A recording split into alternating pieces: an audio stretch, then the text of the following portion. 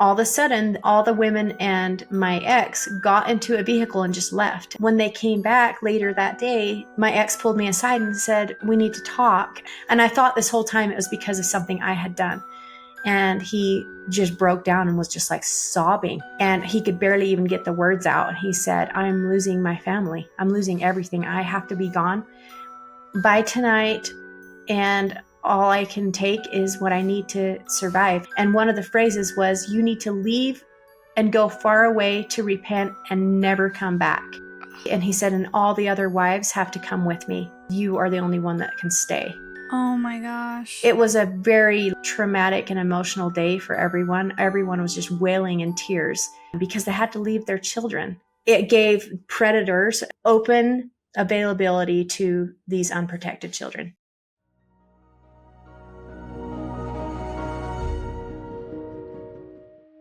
Hey, my name is Shelise Ansola, and this is Cults to Consciousness, where we discuss leaving high-demand religions or organizations and finding healing and independence through awareness and true individual sovereignty. As always, if you're only listening and you want to see our faces, you can go to our YouTube channel at Cults to Consciousness, where you can like, subscribe, become a supporter and advocate for these survivors who are coming on and bravely sharing their stories.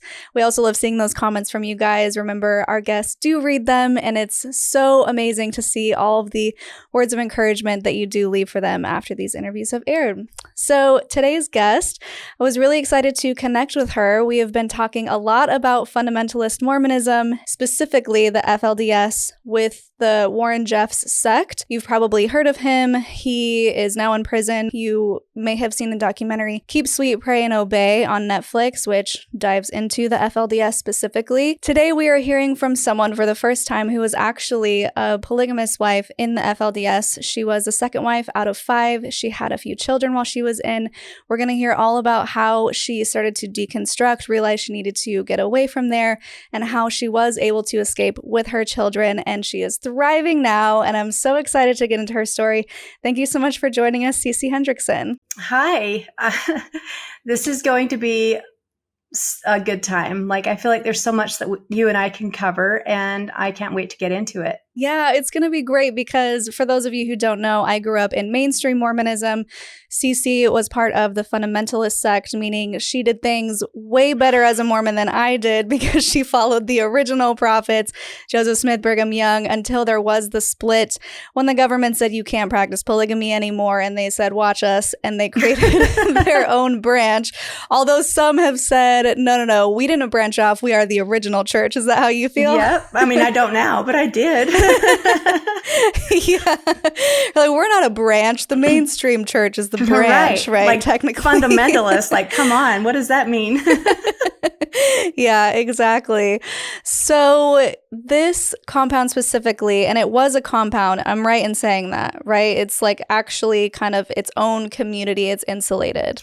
So they actually had more than one, and some were like that, completely enclosed with gates. No one could come in or out.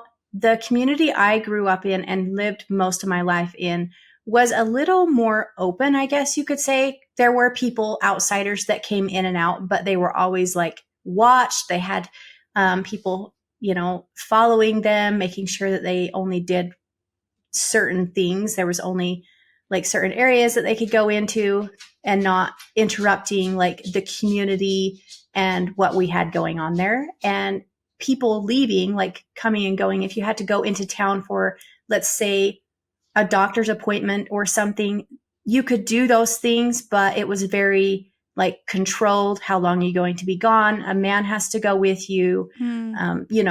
So even though you could come and go for specific reasons, they had someone there watching everything you did and had to know when you were going to be back and all of that. So yeah. And I know that this is your reality, right? We talk about all the time where when you grow up in a situation like this in a high control group, you don't really realize how high control it is until you leave it. But as a kid, did you feel like you were restricted in any way? Did you feel like it was weird, someone always watching over you, or was it just your normal? Even though it was my normal, I've always been kind of a wild spirit, I guess you could say.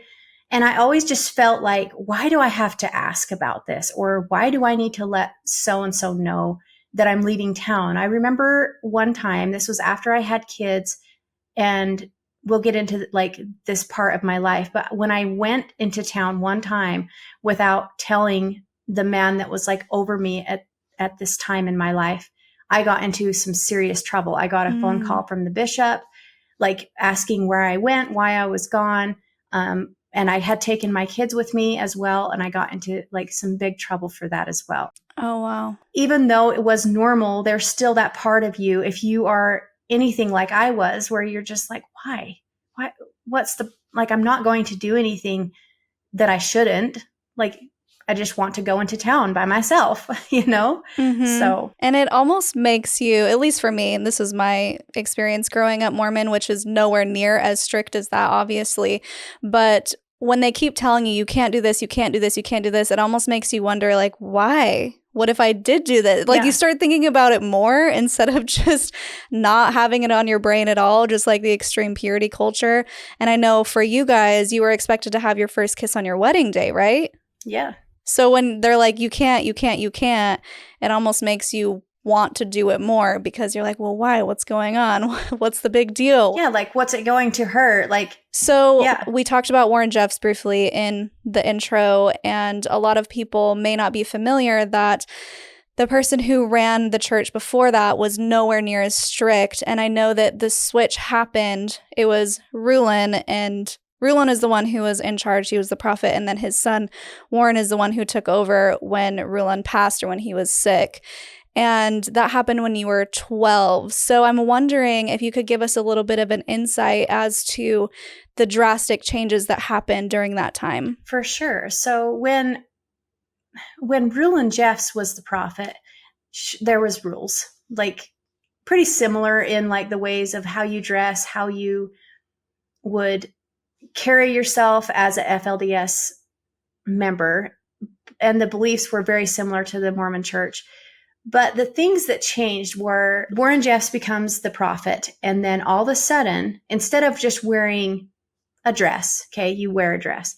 It was a dress with very specific collars, cuffs. It had to be a certain length. The women had to wear their hair styled a certain way. You had to go to bed at a certain time, be up at a certain time. The rules that they had went from almost reasonable, like you get it, like, okay, they want their members to wear clothing that's modest. It went from that to extreme, like you cannot be seen in your sleeping garments. You cannot go out of your bedroom that way. You have to be up at a certain time. There's only certain foods you can eat. Just so extreme that it was every moment of your day was planned out for you. And there was prayer circles every hour on the hour. You could not be late for those. There was a family member for us, how we did it. We had a certain family member was assigned to keep names.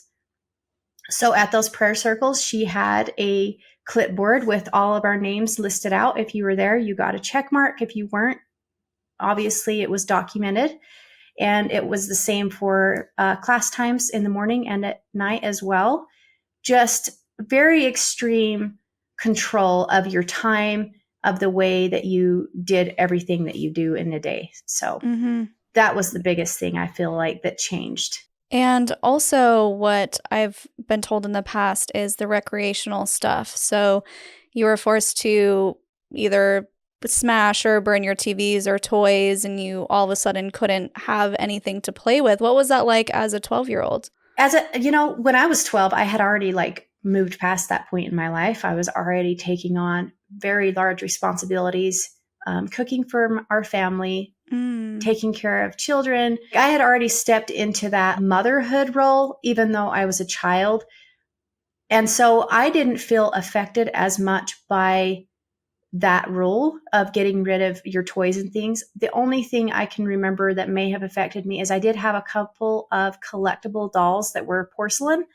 And that was, I remember shedding a few tears over that. I had them for a very, very long time. They were gifted to me by someone that I loved, and it was a big deal. I have to get rid of these. And I feel like that happened a lot throughout the cult, though, where you had something, a possession, and if they decided that you didn't need it anymore, you gave it up. And so that was kind of the beginning of that for me, where I was just like, I don't need it. Okay, it's not useful.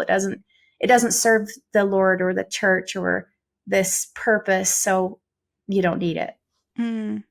So not only did they strip away your individuality, they stripped away anything that you held close to you. Yep, and they did that a lot. And so that was another thing. When Warren Jeffs became the prophet, he also had everyone purge and go through their things. And anything that was extra, you could only have like a certain amount of pillows, blankets, toys, whatever. You had to turn it into the storehouse. No one ever kept sentimental items. Like I don't have any of my first baby's like outfits or anything like that. Like none of that. I don't have any at this point. Okay. So I hadn't even considered that at 12 years old, you were already doing wifely duties or motherly duties. So what was your family dynamic so I can kind of get an idea of the size of family that you were in? So my dad he took his second wife when I was 10 months old. So for a long time, it was just two. There was my mom. And then my dad's second wife is actually my mom's sister. So it was just the two of them. Sister wives. In every sense of the word. Sister wives. Yeah. And so we just grew up with two moms for a long time. And then when I was about 11, my dad took a third wife. And this kind of totally like disrupted our family dynamic. We had gotten along so well with just the two moms. They had their, they both had their kids. We intermingled and they were both just mom to us, And then this third wife comes in and it was a total disruption. It wasn't just like our two moms and the kids. It was this woman that I didn't even know how to like quite get along with. And I didn't ever actually get to a point where we saw eye to eye. We fought a lot. She was very different than my mom and her sister and wanted to control a lot of things. And for some reason, my dad, he was controlling, but he would let her control too. Oh, interesting. So yeah, it was very interesting. So that kind of changed everything. And that was where our family dynamic went until I left and got married. Okay. How many kids were there between the two moms at that point before she came in? Shoot, I just don't even know. I don't know. I would have to ask them. Okay. Yeah, I've never even thought of that. So if you were to guess like a number, like maybe 5 each, 6 each, 7 each, maybe 10 each? No, it would be more like, it would be more like 6 or 7 each. Okay. So that's a lot of kids in one house, right? Mm-hmm. Sure. Yeah. Did you find that the other mom, because we already talked about your relationship with the third, but the other wife, did you find that she treated your mother's kids equally and kind? For the most part, she did. She had a very complicated relationship with some of my brothers. I remember her being abusive to them. And that wasn't really something I had experienced from her. She was very kind to me. But for some reason, a lot of her anger that she was experiencing was taking out on some of my brothers at times. Oh, that's really hard. And I've heard mixed reviews about the polygamy thing as we've interviewed people who grew up in these dynamics. And some say that, they were great. It was like actually having a second mom who loved me. And then I would say most of the time it seems like they treat the other kids differently because of this whole interesting dynamic of, I don't know if it's jealousy or just being upset or not being able to express yourself. I mean, there's a myriad of different things, I'm sure. Mm-hmm. But I was just curious what that was like for you and if that affected your view on polygamy as a child, knowing that this was probably going to be your future. It did in some ways, and mostly it changed when my dad did take that third wife. That's when my thoughts on it did change because I watched my mom and my dad's relationship change at that point. They were high school sweethearts. They grew up together, went to school together, and got married at 19, super young, and were just like a cute couple. And then when they did take in the second wife, because it was my mom's sister, obviously she loved her. And so I think it was easier for her to accept her. And so they got along okay. But then it's like when this third wife came in, and had like so much control over certain things, and dad allowed her to do things that he had never allowed the other two to do. And it kind of created like this rift between my dad and my mom. And I watched my mom, like her whole spirit, like kind of faded in some ways, where she just felt like she couldn't speak up. She couldn't be herself. And my dad just didn't like accept her fully the way that he had before. You know, here I was 12 years old. A 12-year-old is going to be able to pick that up from their mom and I felt sorry for her. I did. There was times I'm like, I feel sorry for mom, you know, and sorry. No, it's okay.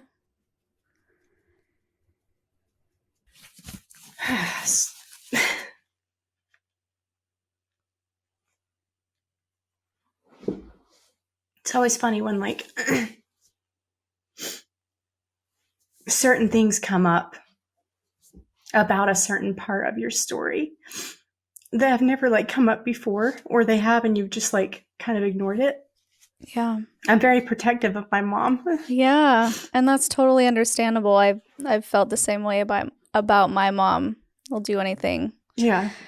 To make them feel better. Mm-hmm. And I'm sure that was really hard for you as a teenager watching her go through that. And we mentioned off camera that 12 is kind of the age where they start prepping you to become a wife. And so that's why I was curious if it changed your perspective on becoming a wife, knowing what your mom was going through. And clearly you have a great relationship with her and you're seeing her struggle. Mm-hmm.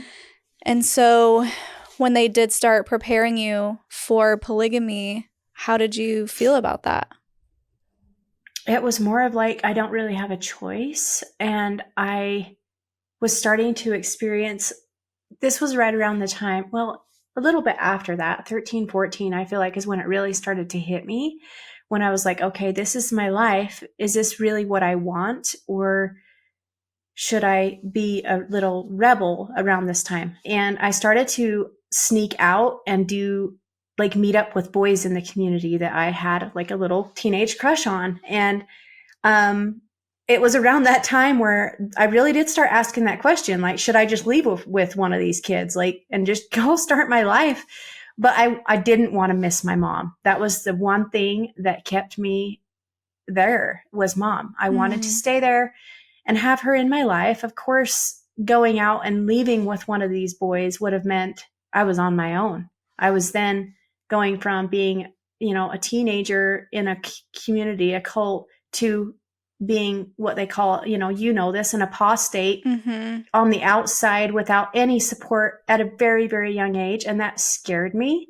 Yeah. I watched other people go through that, and it's not everyone's story, but I watched many, many of them leave and then become like drug addicts or end up on the street with the wrong people. And I didn't want that. And that was a big fear. You know, if I leave, that could be what my life looks like. Go from a comfortable home, even though I don't exactly love it here with the dynamic that I was dealing with, but I would take that over going out and living on the street. And if that meant that I had to be married and given to someone that already had a wife, I took what made sense to me as to be the safest option.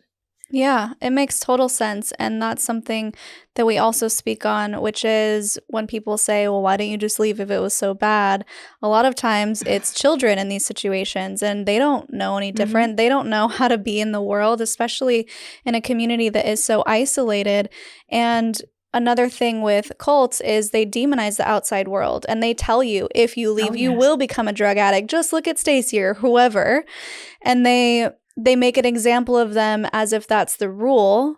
And the thing is, they set you up for failure on purpose. So they don't tell you about the world because they want you to fail so you do come back. So you really don't have an opportunity to have the options that you think that you have. You don't have the options you think you have because they tell you there are no options. And it's just, this is how it works. And stick around and you'll go to heaven or the right heaven or whatever. And they train you to believe that this is the only choice and it's the best choice. They train you to believe it's the best choice.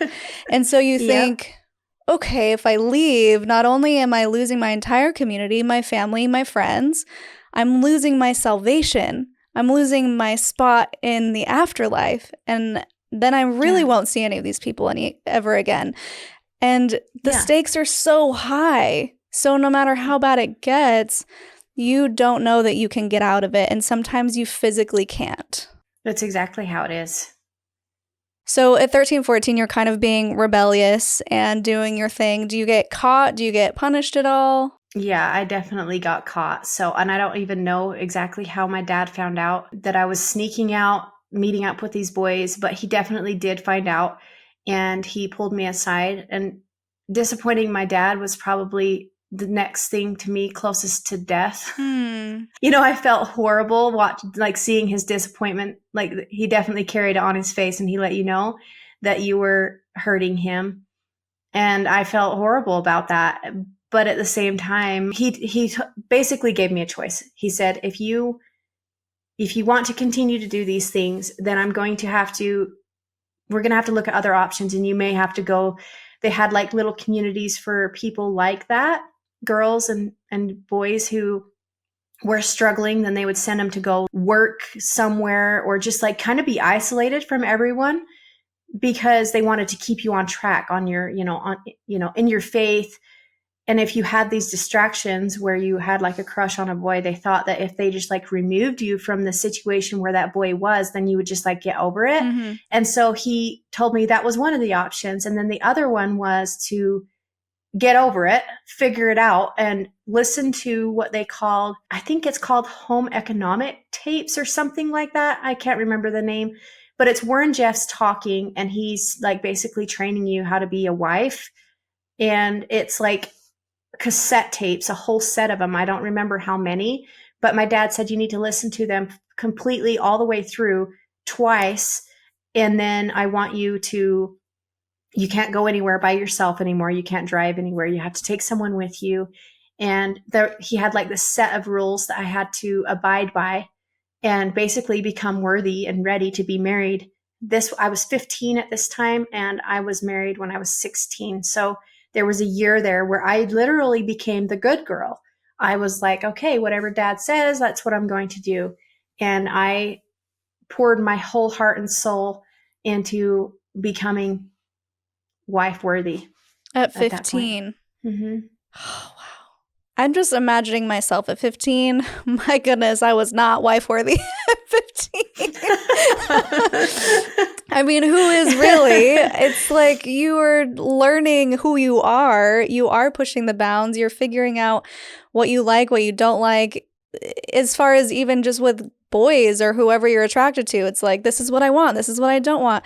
But if you have someone literally indoctrinating you in your ear, telling you how you should be, that must have been so difficult to just conform, especially when you did have this rebellious spirit. Yep. And I did struggle with it throughout that year. I put on a very good girl front to get into the good graces of my dad, at the time Warren Jeffs, and just trying to navigate my life that way. But I remember there were several times where I'm just like, can I just say screw this and just like be done? I don't want to be the good girl anymore. And you know this, how heavy, and like I still struggle with it to this day. Sometimes I'll open up my Instagram to say something and I'm like, well, that's not, and then I'm like, but like I just, it's not, you're censoring yourself. It's not good girl enough. Yeah. Right. I'm literally like, that's not what a good girl would say. Like, yes. It's not even that I say those things, but still I'm like, I swear, in real life, I'm a very unfiltered, just kind of a weirdo. But it's like when I show up on Instagram, sometimes I'm like, but someone will take offense to that if I say it, or, and so I do that sometimes because it was so like deeply ingrained. And then other times I'm like, okay, just stop. It's enough. Like, there's no one making me be good anymore. Like, just stop. There's so many layers to it because I'm the same way, but even especially, and I'm jumping ahead, but when you leave, you do have people saying, oh, she's a slut, she's the bad girl. Like, I went to LA and Vegas and I was doing modeling in bikinis and like all of this sinful stuff. And people didn't just think it, they literally said, wow, she's led by Satan. And so you start to believe it, not that I'm led by Satan, but that You're not being good. And I hate it so much. The whole be a good girl, like keep sweet, right? That's the whole thing. And the whole reason it was called Keep Sweet, Pray and Obey is he's literally telling these young girls, keep sweet, talk quiet, don't laugh too loud, and just be seen and not heard. And it's so damaging, and it does ingrain itself into your brain unless you actively unwind it once you leave. And it's a hard process. It takes years. Yeah. It does, because here I am 10 years later, and there still are those times where I'm like, I really just want to say this. And then I'll stop myself from doing it. And then I'm like, but why? Yeah. Like, why? There's people saying way worse things to me about it. Like, yeah. I've definitely gotten spicier over the years. Mm-hmm. It's so true. And you start to just eventually be like, there's no reason for me or any of us to filter ourselves and try to continue to be this good girl, because in reality, you are a good person. So why continue to hold those standards over yourself because of what someone else told you? Or, it's hard. It's a hard thing to get over it. It's a lot. And then in the middle of this, in the middle of you trying to be the best good girl that you can at 15, you learn that you're about to be married. Can you talk us through what it's like in the FLDS when you are basically assigned a partner and how that made you feel? They kind of changed everything too it was around the 2 years before I got married, or I say married. I was never actually married, but a spiritual marriage, we'll just call it that. Legally married. Yeah, I was never legally married until now. But so in the FLDS cult, around the time I got married, this is how it went down. They called me up on the phone. It was my dad. He was on a mission at the time. He tells me, someone is going to pick you up at this time and you need to be ready to go. I look at the clock and that's like in 3 minutes. Whoa, wait, and so I run upstairs and the only thing I could think of doing was brushing my teeth. So I brushed my teeth. Yeah, I was like, that was the only thing that came to my mind. I was like, I don't know what I'm doing. A 16-year-old given 3 minutes to go meet who is potentially going to be the person that they have a future with. Like, yeah, that's just insane, And so I hurried, quickly did that, walked downstairs, and there's my mom on the phone crying. And I just said bye to her. I couldn't tell her where I was going, anything. And I walk out the door and there's a vehicle sitting out in the parking lot waiting for me. So I get in it and we drive to another home. It's one of the leader's brother's homes. And I walk inside. They make me sit in a room and wait for however long. I don't remember. It felt like eternity. But I sat there for a while, and then eventually someone came in and got me. And the whole time I'm sitting there, I'm just like so nervous, not knowing who this person is. They hadn't told me anything other than I was getting married that day. That's all I knew. And so for 40 minutes or whatever it was in that room, I just was like going through my brain, like, who could it be? Oh my gosh. Thinking of all the men I had like come across at some point in the church. Would I be a first wife, second wife, 100? Like, I didn't know at all what my future after that moment would be like. It was a lot to try to like figure out what I was doing, where I was going, and how my future would be. And then when they did come get me, I walk in and there was who I would potentially marry. And we did like the FLDS ceremony, the way they do it there. And that was, at that time, it was just like you hold your hands together a certain way and they say some words and then send you on your way. Just like that. Yeah, just like that. And then you basically, you walk out that door and your life is forever changed at that point. Did you have a wedding dress on standby? No. Or you just show up in whatever you're wearing? I was just wearing, at the time it was a dark blue dress. I had a wedding dress, but they told me not to wear it. I think that's why they changed the marriages around that time, because Warren Jeffs was sought after by the law. And so the marriages had to happen in hiding. And if there was a bunch of girls running around in little white dresses, they would know exactly what was going on if anyone caught wind of it. Right. So it was a wedding in hiding. And that's why none of my parents were able to be there. Nothing. It was just me, a little 16-year-old on my own, trying to navigate this big life-changing experience. That's a lot to take in. And I want to know how long you had that wedding dress on standby in your closet. I can't even remember. And to be honest, I don't even know if it was completely finished. I feel like it was hanging in my closet, but there was like some details or something. I want to say a year. I want to say I had it for a year. So at 14 or 15, you already had a wedding dress ready to go, even though you never used it. Yeah, I never did use it. Were you bummed that you didn't get to wear it? In a way, a little, because I feel like it was definitely, this might sound funny, but I styled that wedding dress the way I wanted to dress there. Like it was a little, it was still a dress and it was very beautiful, but it wasn't how you see most FLDS women dress. It didn't have the weird collars or anything like that. It had lace on it. It was really cute. For the time being, I felt like it was cuter than like something I would wear in an everyday setting. Yeah. So yeah, I was a little bummed. Yeah, I can just imagine because, I mean, I wasn't wifey ready at 15, but I definitely thought about my wedding dress. Sure, every girl does. Yeah. Yeah, it's like you have this whole idea of, oh, when I get married, it's going to be like this. I'm going to do my hair like this. It's just ridiculous, the amount of planning, at least for me. I don't know if everybody does that, but I was super pumped about a wedding at 15.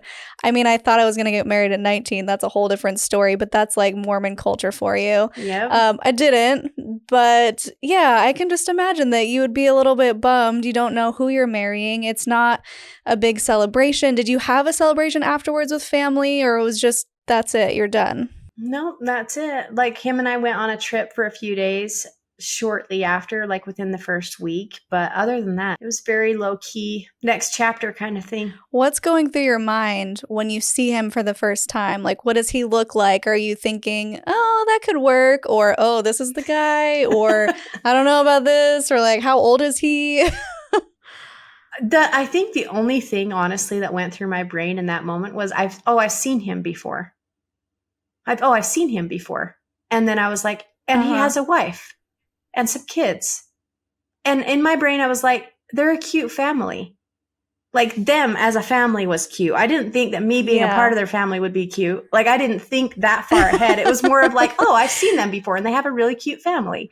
And that was about it. I didn't think about his appearance. I did not think much past like how, like that was it. And then I was like, oh my gosh, I'm nervous as hell. Like I was so nervous. Like I didn't know what to expect after that. So yeah. How old was he? He was 35. Wow. That's a big age gap for a 15 or 16-year-old. He was, almost twice my age. At this point, I know from previous interviews that the sex education is basically non-existent. Like you can't know anything about your anatomy, how the whole reproductive system works, and then you are told to get married and have as many kids as possible. So at this point, had they kind of told you this is what's going to happen when you get married and this is what you're expected to do? No, and I think that might have been part of the reason my mom was like really upset. She had done that with my older sister, given her like, she had time. The rundown? She had a whole 24 hours or more knowing my sister was going to get married. So I think she had time to like educate her and give her like an idea of what she was getting herself into. But we never had that conversation.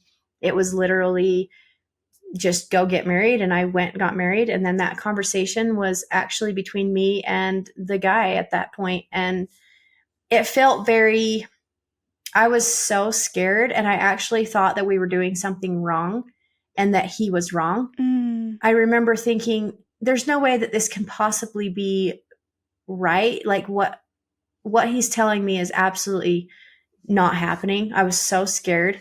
When you're told your whole life, don't even look at boys, and now all of a sudden they're saying get in bed with one and have children with one, it's like such a flip of a switch. And for a young girl to go through that and not know anything about what that actually is to have a child, like how you're going to get a child in you and all of the details that you just have no idea of. Yeah.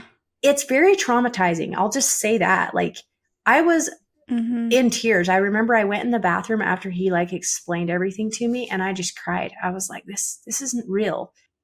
humans don't do this. There's just no way, And obviously I came to terms with it. There was a lot more conversations that were had between the first one and then, as time goes on, but I was scared. And I think that it's really important that we have those conversations with our children at a very young age. They're smart enough to know. And I feel like it will be less traumatizing for them to know what's going on with their body. And as it progresses, I mean, when a girl goes through puberty, talk to her about the changes that will happen as she's having them, instead of okay, you have periods now, boom, you go have sex with a guy. That's just so much for one person to process on their own. And I feel like I really did struggle with that. So, yeah, I mean, I can't imagine a ton of time had passed from when you hit puberty to when you got married.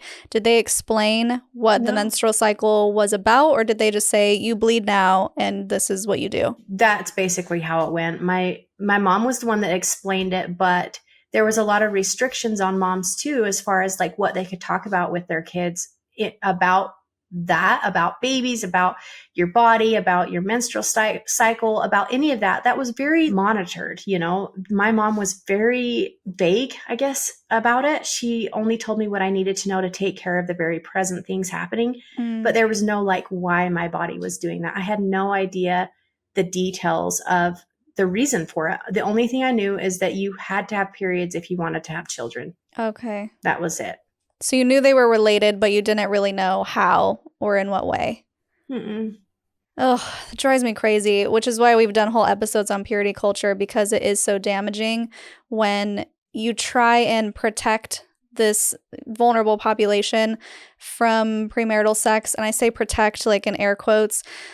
It really just creates a lot of issues unnecessarily and probably unintentionally, when you could just easily explain to them, these are your body parts at a very young age. Be like, this is a vulva. You know what I mean? Right. And it also protects them, because then if someone inappropriately touches them, they have the vocabulary to say, Mom, someone touched me here. Yeah. And you can have those very open conversations. I'm not saying talk to your kids about sex when they're 3 or 4, but give them basic language for their own body and for boundaries, and let them know what's okay and what's not okay. I think that's totally fine, and it's needed because so much abuse happens in these societies where there's just so much restriction, and it's really, really dangerous and harmful for kids and even teenagers when they don't have words or language to understand what's going on if someone is hurting them. I agree totally with you on that. And I feel like it's almost a way to keep those innocent and the younger people that don't know what's going on from speaking up and being able to talk about it if something is hurting them or happening to them, because they don't know what to even talk about. What is actually happening to me? I don't know. I can't tell you, because there's no words to describe what it is. Yeah. And that is, I am so passionate about that, because I've seen the damage that comes from especially cults and cultures where that purity idea and mindset is so strong that they completely just don't even talk to their kids about it at all. And then horrible things happen. No one knows what's going on. No, it's not talked about. Actually, I think in Keep Sweet, Pray, and Obey, they were talking about how the social workers couldn't even really get out of these young girls who were being assaulted by Warren at the time, and big ceremonies all together, calling them heavenly sessions, which makes me want to throw up. They didn't even know how to say what happened to them because they didn't have the words, and they're showing them dolls. Can you point to this area? It's just... it's so heartbreaking and heavy and hard to talk about, but it's something that needs to be talked about so that more awareness can be brought to these subjects. So I appreciate you being open and candid with me, because I know it's a little uncomfy sometimes to talk about our sex lives. So at what point did you get pregnant then? Because you had your first child pretty young, right? I got pregnant around 5 months after I was married. So, oh wow, I was 17. I had turned 17 between then, and I was still 17 when I had her. And at that point, were you just, I can imagine, just straight on mom mode? Oh, yeah. Yeah, immediately, just like, because also you were now a part of another family. And how many kids were already a part of the family previous? She had 5, and she was also a full-time working mom. She ran part of his business.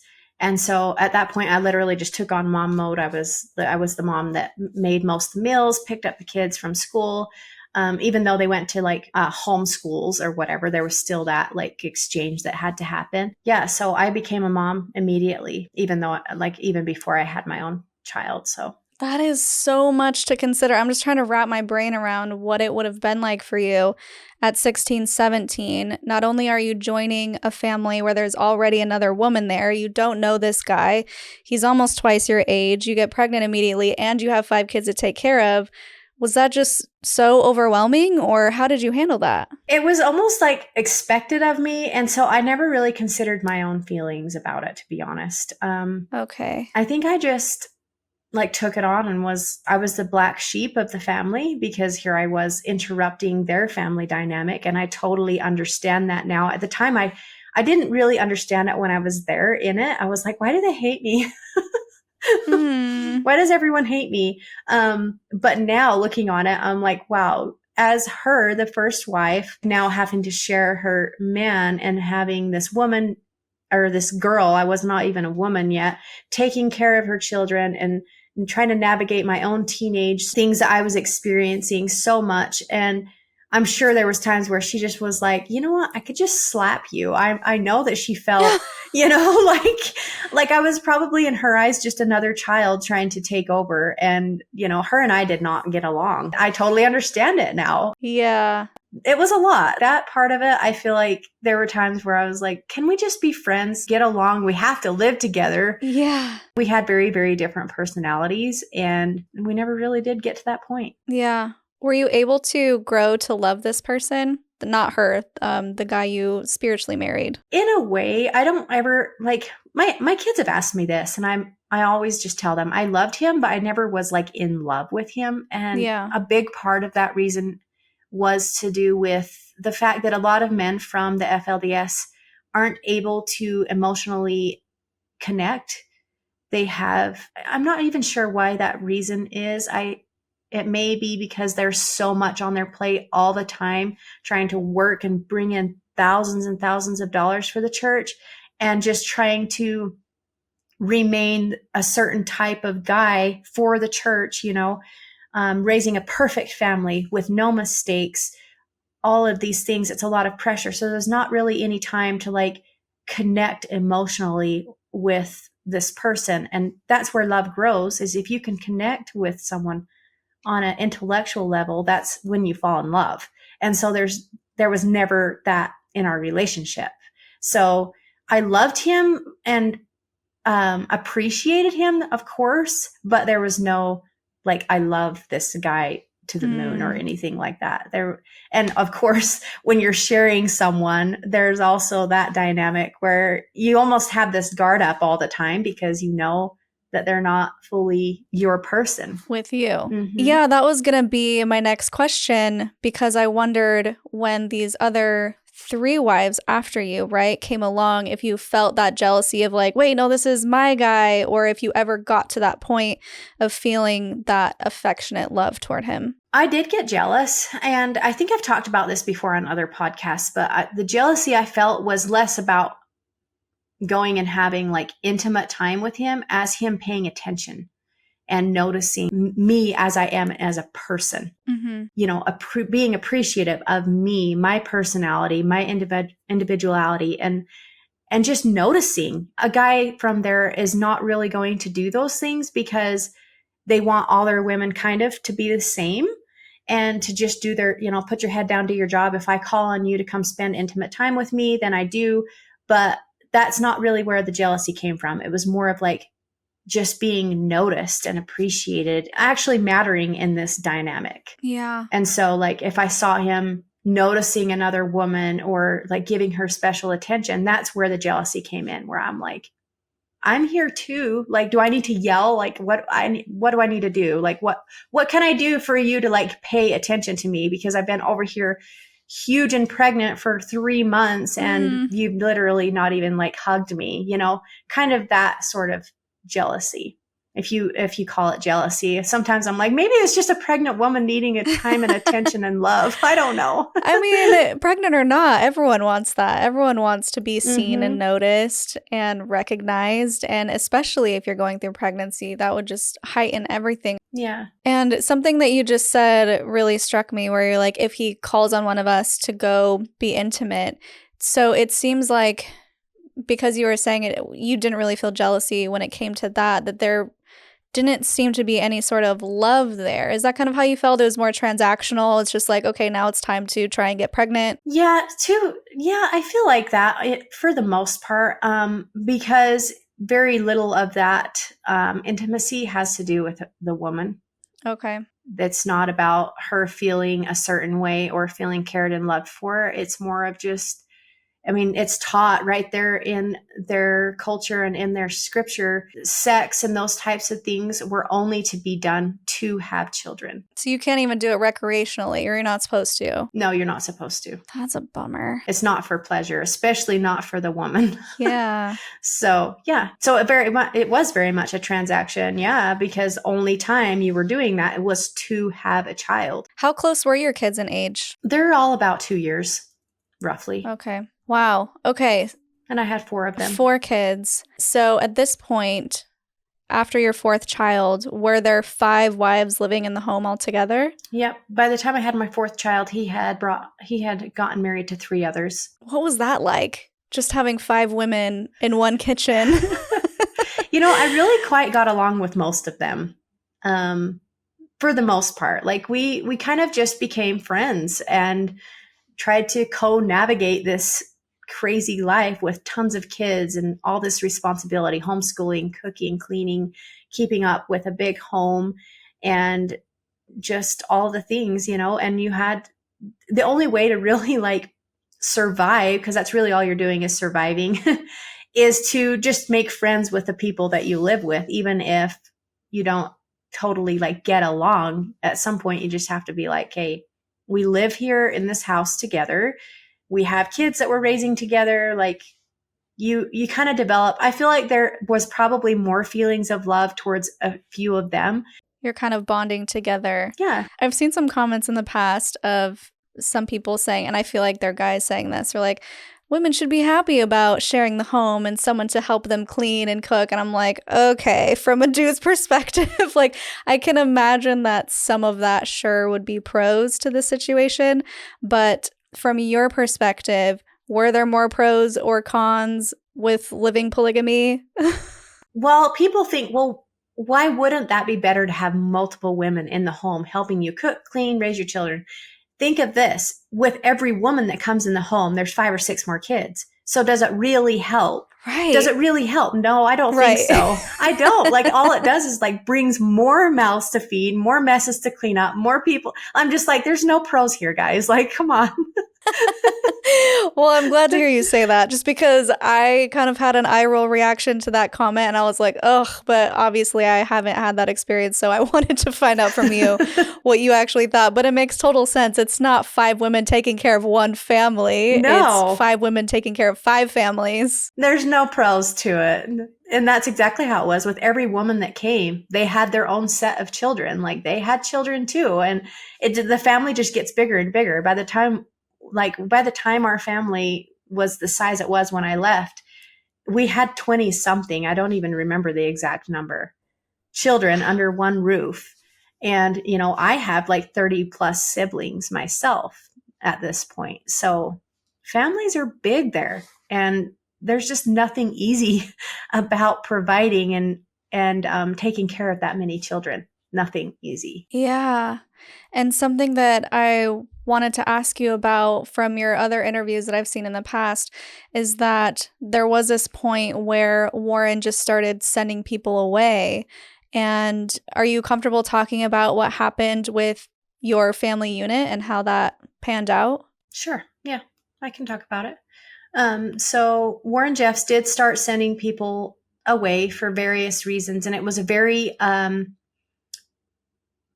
what's the word? It happened very quickly where he was just like, hey, you go, you go, you go, you go. And it was like one family after another was being split up. And our family, the family I was a part of at the time, was one of the first to have that happen to them.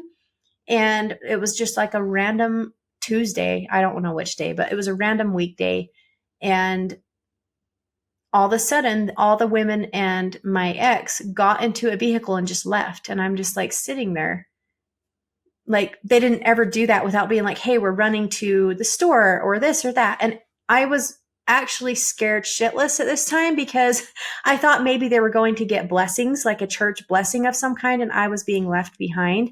And that was I was mortified because I was like, maybe I didn't qualify, or something's wrong with me. I did something wrong. So they get to go be a part of whatever they're doing with that. They can't tell me because it's a secret, obviously a church secret. So I felt like I had done something wrong. And it was like that all day, where I was super stressed out, going over everything that had happened over the past few months, wondering like what I had done to create this situation where I wasn't involved in what they're doing. Yeah. But when they came back later that day, then my ex pulled me aside and said, we need to talk. And I was like, great. So it's really as bad as I had like ever imagined. And I thought this whole time it was because of something I had done. And he just broke down and was just like sobbing, a grown man, like sobbing. And he could barely even get the words out. And he said, I'm losing my family. I'm losing everything. I have to be gone by tonight.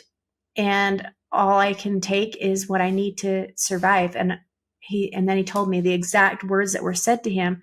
And one of the phrases was, you need to leave and go far away to repent and never come back. I was like, okay. And he said, and all the other wives have to come with me.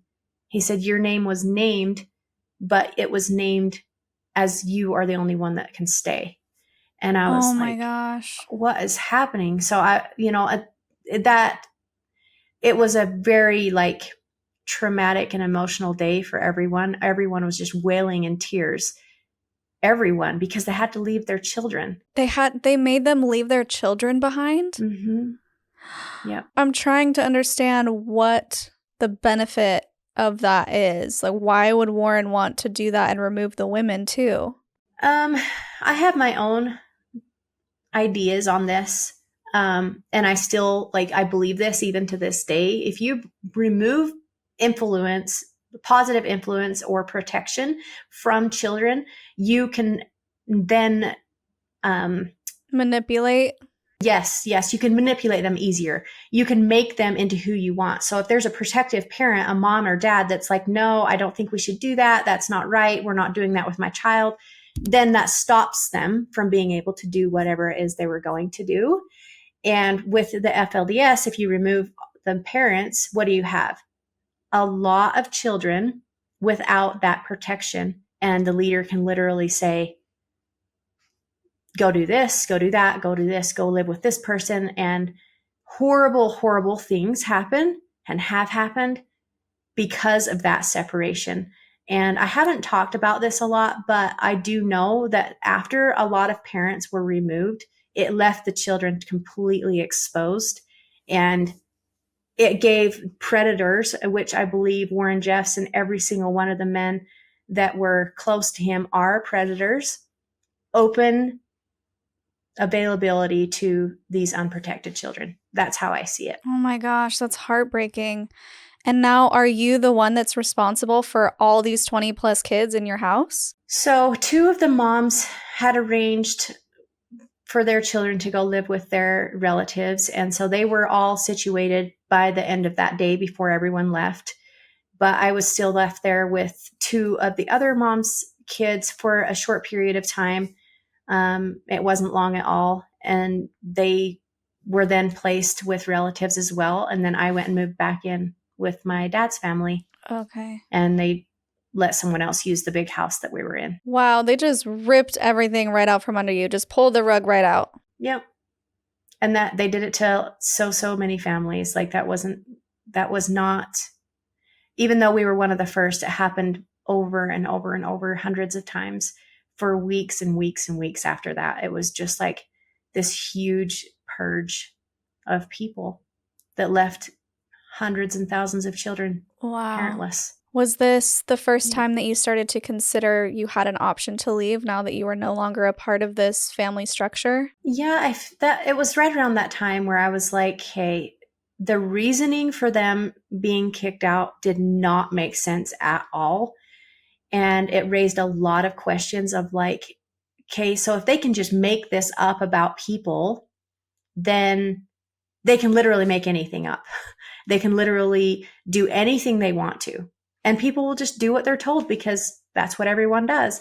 And so at that point, I started to ask myself a lot of serious questions and slowly started to secretly date someone. And I knew it would probably get me disqualified to be there, which eventually it did. And I didn't want to get placed again with someone else. My biggest fear was like, hey, well, I sort of got along with the guy that I was with and his family. Like we made it work. But what if here I am, 25 years old, I got placed with someone that I did not get along with, maybe a 70 or 80-year-old. And, like just this whole, like, I don't know where they would place me if I was to get remarried here. And I don't want to see what that looks like. Yeah, at this point, I'm sure you've got a little bit more grit having these kids and you're 25 and the rebellious spirit, I imagine, coming back out again, like, okay, I'm going to stand up for myself now. I don't want to be a part of this. It doesn't make me feel comfortable. How were you able to actually transition out of that house, out of that community? So at first I told I just one day was like, okay, I found an apartment. It was about an hour away from the community, went and figured it out. I was totally just going to move into it. And my dad found out and stopped me, was like, if you leave this town, you are an apostate and you have to like cut all ties with us, your family. And I was like, well, I didn't want to do that. So I was like, okay, fine, I'll stay, but I have to move out of your house. I can't continue to live in your home, because the way my dad saw it was I was still 16 in his brain and I hadn't had kids. So he would constantly get after me and be like, you need to honor and respect the mothers in the home. He would tell me that all the time. And I'm like, Dad, hello, I am a mother. Yeah. And I have children and I have to protect them. So I don't really care what your wife or wives say to me about my children. I'm going to do what I got to do because I'm their mom, even if I'm not married to you. Like, you got to switch your thinking here. I'm a mom too. And we kept having these like big fights back and forth where he would be like, no, if they said that your children need to do this, they're the mothers. Like, you need to respect that. And I'm like, no, you got it wrong. Like, so that's where I was just like, I'm going to move out. Even if I don't move out of the community, I have to move somewhere else so that I can just focus on me and my 4 kids and just try to make it work.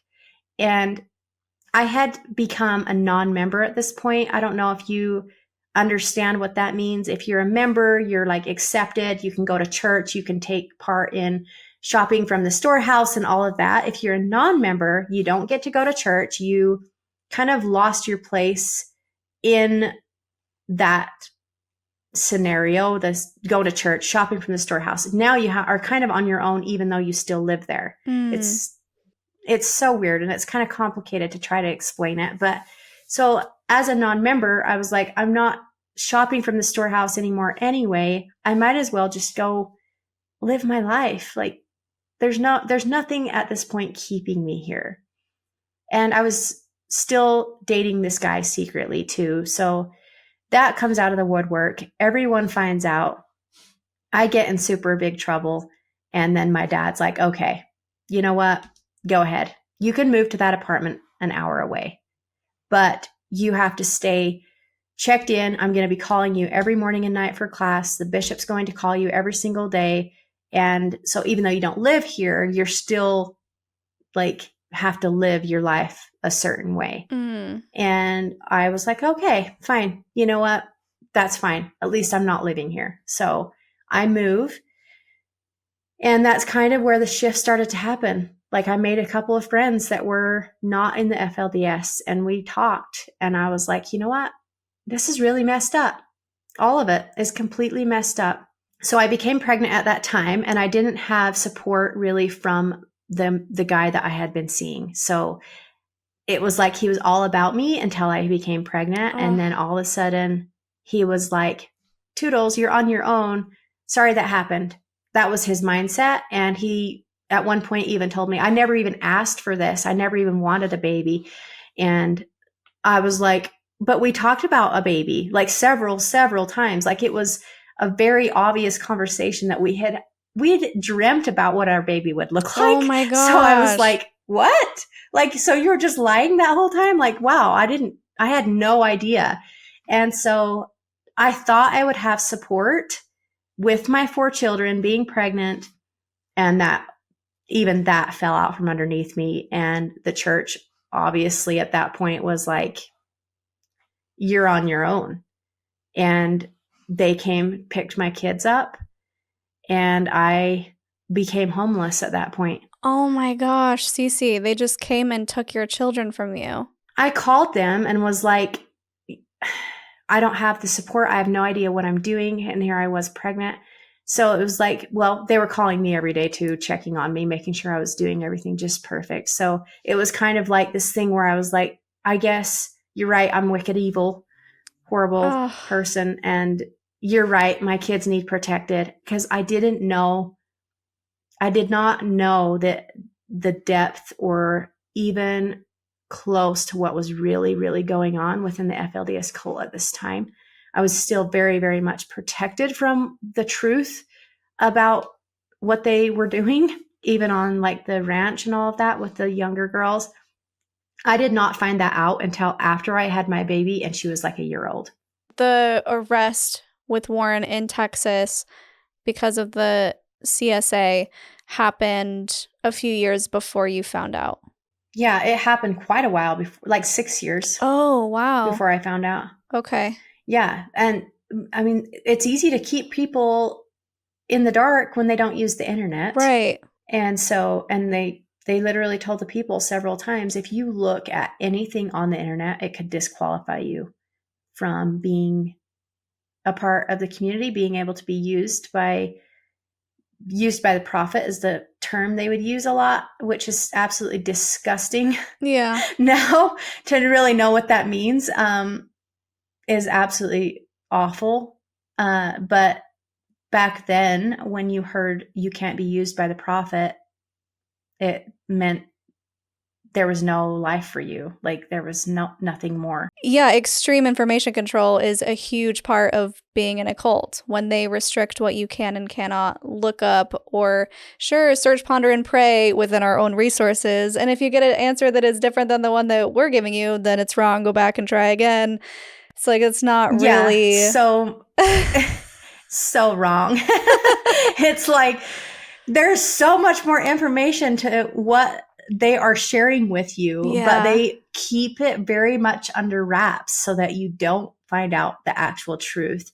And I remember exactly where I was sitting and everything when I found out what had happened on that ranch and how much in danger my children were in, that I was like, no way, this can't be happening. I have to go get my kids.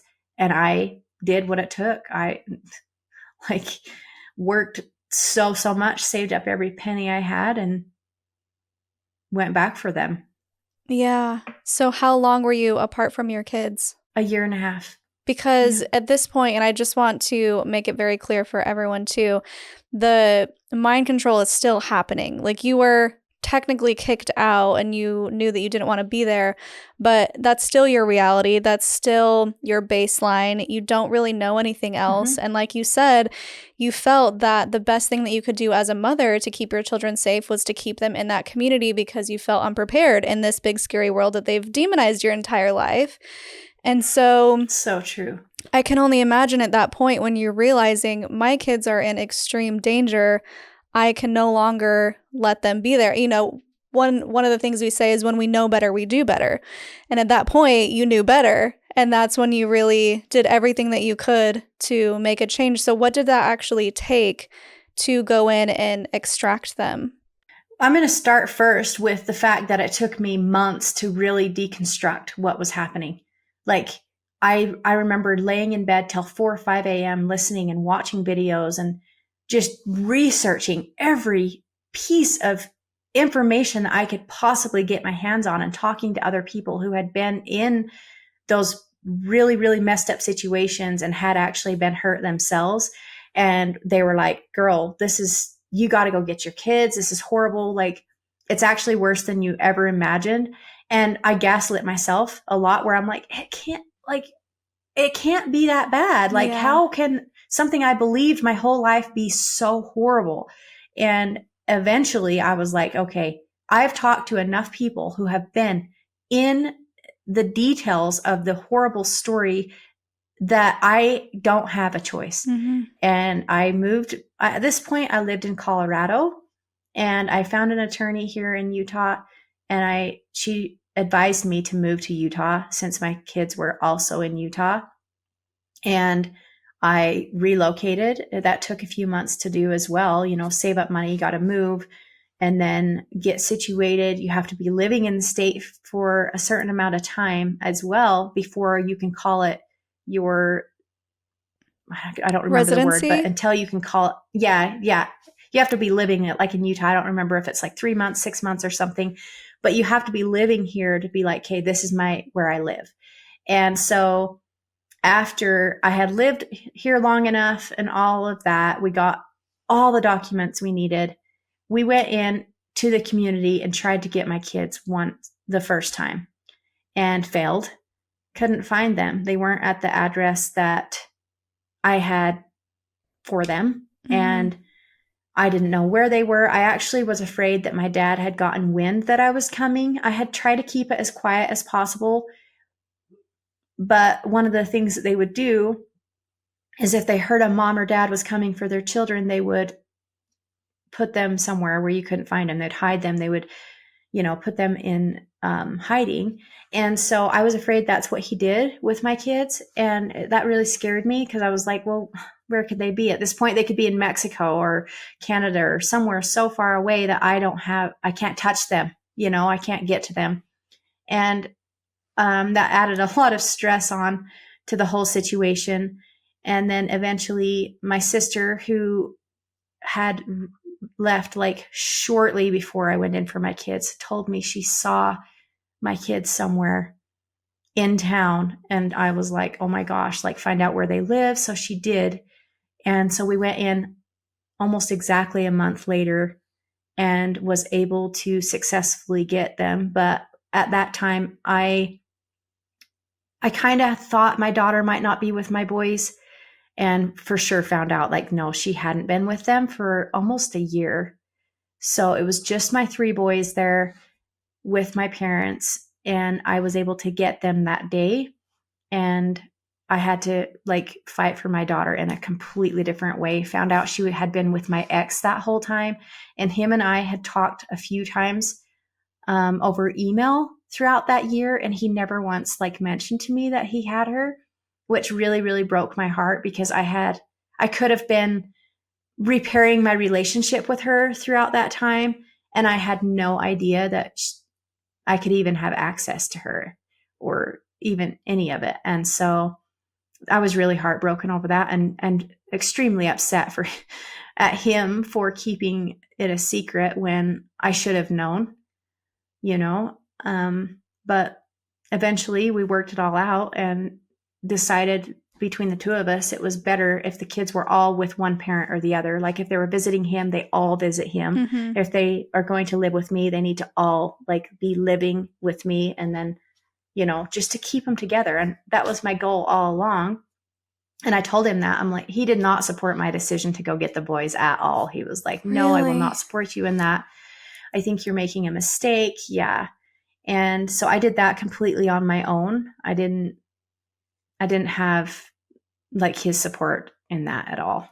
Was it because he was still very much trying to get back in the good graces and be let back in to the community? Yeah. And I even to this day, I think that's still where he's at. Okay. mentally. Yeah. Does that concern you at all, knowing that with this joint custody, when your kids go to his home, does it worry you that he is teaching them certain things that are still part of the community? It did for a long time. I was so like, please don't, I never, but it was very clear to me. My attorney told me he can't control what I tell my kids and teach my kids, and I can't control him. And so I would just make it very clear to my children, and I still do this to this day, that they have a choice. They can choose if they want to believe what he's teaching them, and they can believe what I believe, or they can find their own way. Like, they have choices in life now. They don't have to just do it because their parents do. And that's like helped them a lot. They're now, older. They were much younger, 8, 10, 12. That was about their ages when I got them. Now my oldest daughter is 18. I have a 17-year-old. Like, they're much older and they think for themselves. And I asked them one day, I said, if your dad was ever like, I'm going back and I want you to come, what would you say? And they're like, we wouldn't go. Like, why would we go back to that? And so I feel like that they've experienced the freedom and like having a life, just living the way that they enjoy, that there's nothing that would pull them back into it. Yeah. Oh, I bet that's such a huge relief.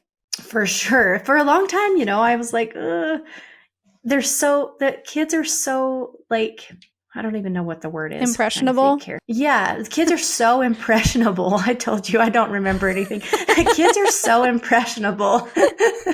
And they will literally like just pick up on whatever everyone else is talking about and be like, okay, yeah, that sounds fine. We'll go do that, And you tell them something enough times and they will believe it. That goes for anything. Yeah. It's like the little voice in their head. We talked about that earlier, being the good girl. Like, any kid is going to pick up on those things and be like, well, that's just how it is. Mm-hmm. And so a big, big part of the healing that I have worked on with my kids is just making sure that each of them know that they have a voice, they have a brain and a mind and all of that to think with and make choices for themselves. Yeah. And I'm like, even if you have questions or like you don't like something I'm saying or doing, like in a respectful way, you can tell me. Let's talk about it. You tell me what you're thinking about that. And please, like, questions and open conversation are so welcomed.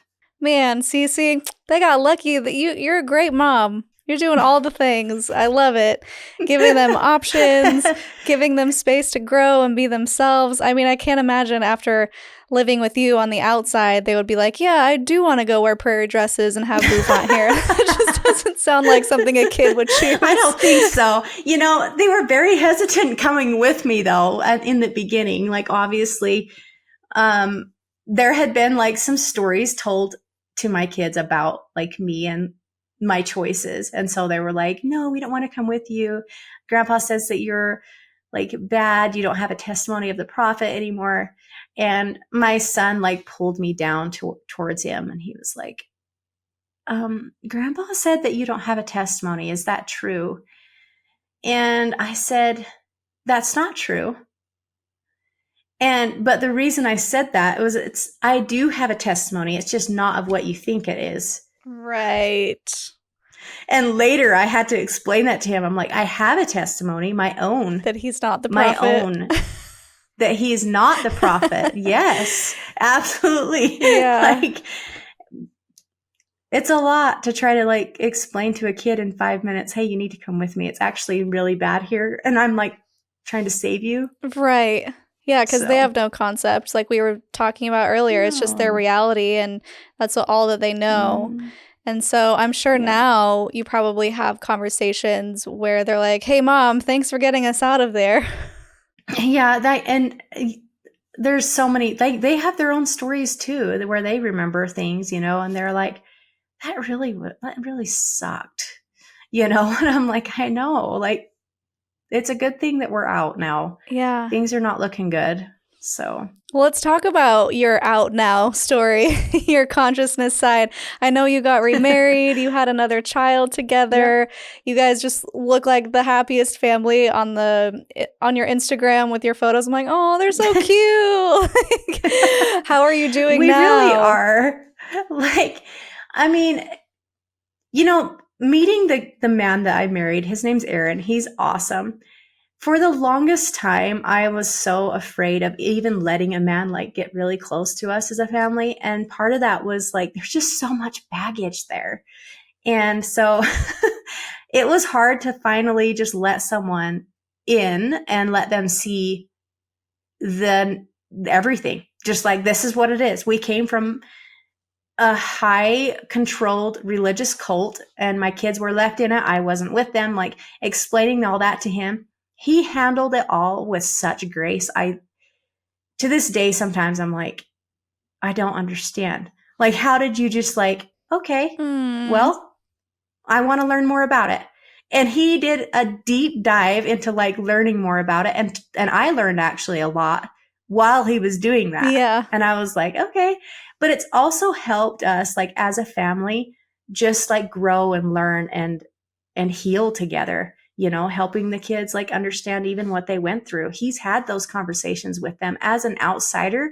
It's really helped a lot because when you get so many people that experience the same thing, you don't really think of some of the things that someone who didn't grow up that way would think of.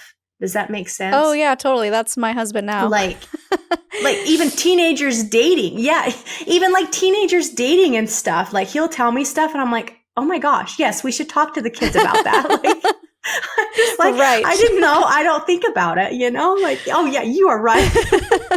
But so we've definitely like, I guess in the last 5 years, just come a long way and figured out like how to parent together. And he never had kids before. So, that's a lot. Yeah. Just like all of a sudden you're a daddy of 5 kids who came out of a cult.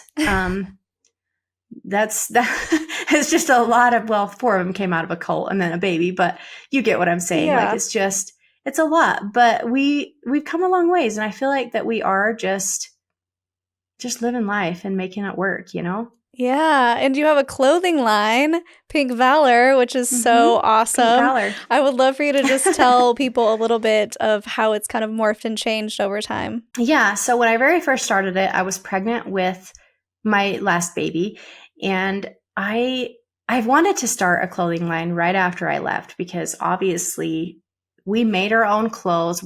Women from the FLDS, I just want to say this, are very, very talented, and they know how to do a lot of things. And like, I would say like lost talents that people don't really pay attention to, like sewing your own clothes and braiding hair and things like that, And so like being able to make literally anything that you can put on your body is actually a really cool thing to know how to do. So when I first left, I was like, I want to do that. I'm going to start a clothing line and I'm going to like make things. But eventually I was like, well, I'm just going to start with where I'm at. We'll just start with a cute little clothing boutique and I'll just put things in there that I think are cute for like little girls and women. Things I wished I could have worn when I was a little kid. Mm-hmm. And so that's kind of where it started. It was a very and it sort of still is like a feminine, very like girly brand. But then after I started telling my story at the first of this year, I changed even where I'm like, I felt a little less like soft and set back to like, what the heck? We're like out here telling stories that once were so hard to even talk about. And I just wanted like more and more women to understand what that actually feels like. It's so, you talk about leaving and then you actually leave and start telling your story. It's so freeing. And that's kind of what Pink Valor became, was like this brand. I just like design t-shirts that have like messages and things that I want other women to look at and be like, oh my gosh, yes, I need that. I want to feel empowered when I wear that. And that's kind of where the brand has gone since then. I love it. So awesome. I took a similar approach. I went to school for fashion design, and I remember my bishop being like, it's so great that we're going to have some modest fashion designers. I'm all, I don't want to design modest clothes. And so I left. I think I left maybe 3 years after that or 2 years after that. And it was just so fun. Like you said, it's liberating to design anything and make anything and just express yourself in that way. So I love that. Everyone go check it out at Pink Valor on Instagram.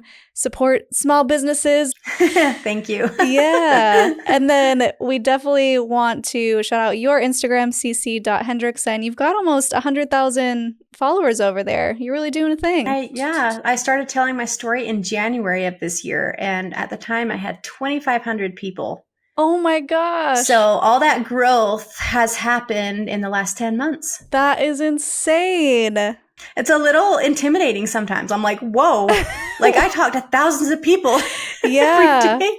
Overwhelming, but that's there great. There are times I'm like, I really have to like push myself to like keep showing up. Like this is a lot of people, but it's good. Yeah. It's good because I actually, when I first started sharing, was a little scared too, because I didn't think people would even get it or resonate, or I just was like, no one's going to understand like what it's like growing up in a cult. This is so unheard of.